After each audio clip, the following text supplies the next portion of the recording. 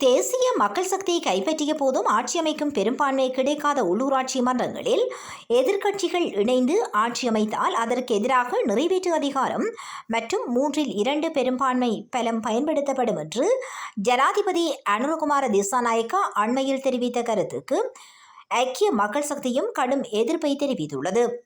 ஜனாதிபதியின் இந்த அறிவிப்பு அதிகார துஷ்பிரயோகமாக அமையும் என்ற வகையில் இலங்கை தமிழரசுக் கட்சியின் பொதுச் செயலாளர் ஜனாதிபதி சட்டத்திரணி M.A. சுமந்திரன் கடந்த தினம் தெரிவித்திருந்தார்.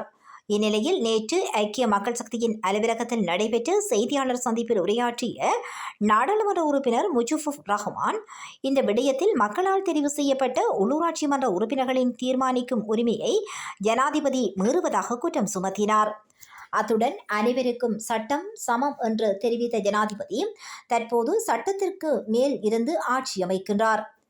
ஜனநாயகத்திற்கு எதிரான கருத்துக்களை ஜனாதிபதி அனுரகுமார திசாநாயக்கா தொடர்ந்து தெரிவித்து வருவதாகவும் முஜிபுர் ரஹ்மான் குற்றம் சுமத்தியுள்ளார்.